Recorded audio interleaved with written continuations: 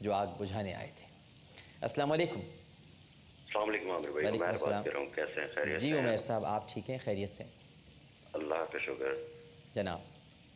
عامر بھائی، ایکچولی آج مجھے آپ سے ایک کویسچن پوچھنا ہے، اور میں کافی دنوں سے آپ سے کال ٹرائی کر رہا تھا، بٹ میری کال آپ کے پاس ریسیو نہیں ہو رہی تھی۔ جی عمیر صاحب۔ عامر بھائی، ایکچولی میں آپ سے یہ پوچھنا چاہتا ہوں کہ ہمارے معاشرے کے اندر بہت ساری مساجد موجود ہیں، ہمارے ایریا میں تو بہت ساری کیٹیگریز موجود ہیں ان ریلیجن، لائک دیوبندی، شیعہ، اور یہ جو کیٹیگریز ہیں اور میرا آپ سے یہ کویسچن ہے کہ ہمیں کون سا ریلیجن صحیح معنوں میں فالو کرنا چاہیے؟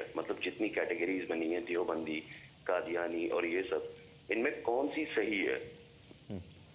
اچھا، باقی سب کے بارے میں تو ظاہر ہے کہ میں طفل مکتب ہوں، لیکن قادیانیوں کے بارے میں آپ کو بتا دوں کہ یہ غیر مسلم ہیں اور یہ سیکٹ میں نہیں آتے یا کسی فقہ میں نہیں آتے۔ باقی ہمیں تمام فرقوں کا احترام کرنا چاہیے، ہمیں اہل سنت مکتبہ فکر کا احترام کرنا چاہیے، دیوبند مکتبہ فکر کا احترام کرنا چاہیے، اسی طرح ہمیں اہل حدیث مکتبہ فکر کا احترام کرنا چاہیے، اہل تشیع مکتبہ فکر کا احترام کرنا چاہیے۔ اور یہ سب آپ دیکھتے ہیں کہ شام کو جب عالم اور عالم کا گلدستہ سجتا ہے تو یہ سارے علماء کرام یہاں پر تشریف فرما ہوتے ہیں۔ اور جہاں تک فالو کرنے کا تعلق ہے، مجھ سے پہلے بھی کبھی کسی نے یہ پوچھا تھا تو میں نے یہی عرض کیا تھا کہ آپ جس گھر میں پروان چڑھ رہے ہیں، جو آپ کی پرورش ہو رہی ہے، وہ دور اور تھے 1400 برس پہلے کے جب یہ دلیل اور تعویل دی جاتی تھی کہ باپ دادا کے مذہب اور دین پر مت چلو، وہ غلط تھے۔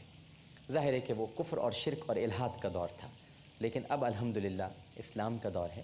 تو آپ کی جس گھر میں پرورش ہو رہی ہے، جیسا آپ کو بتایا جا رہا ہے، جیسا آپ کو سکھایا جا رہا ہے، بہتر ہے کہ اسی کو فالو کریں، اپنے والدین کی راہ پر چلیں، جو والدین بتا رہے ہیں اس کو سمجھنے کی کوشش کریں۔ اور بہترین فتویٰ جناب دل کا فتویٰ ہوتا ہے، اپنے دل سے فتویٰ حاصل کیجئے۔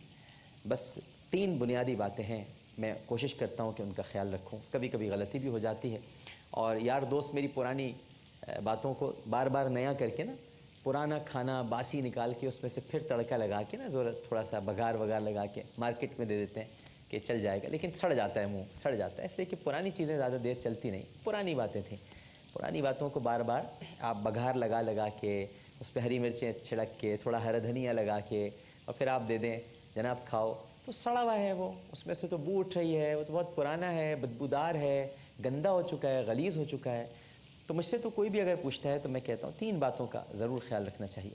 ایک، اللہ اور اس کے رسول صلی اللہ علیہ وآلہ وسلم کی اطاعت، صحابہ کرام رضوان اللہ تعالی علیہم اجمعین کی محبت، اور اہل بیت اطہار رضوان اللہ علیہم اجمعین کا طریقہ۔ یہ 3 چیزیں اپنی زندگی میں آپ ضرور اختیار کیجئے، پھر جہاں جی چاہے چلے جائیں۔ ساری کائنات خدا کی ہے، ساری سلطنت اللہ کی ہے، بس یہاں سے روگردانی نہیں ہونی چاہیے۔ ایک چھوٹا سا وقفہ لیتے ہیں، وقفے کے بعد دوبارہ حاضر ہوں گے۔ ہمیں یقین ہے کہ آپ سب لوگ ہمارے ساتھ ہی رہیں گے۔ السلام علیکم ورحمۃ اللہ۔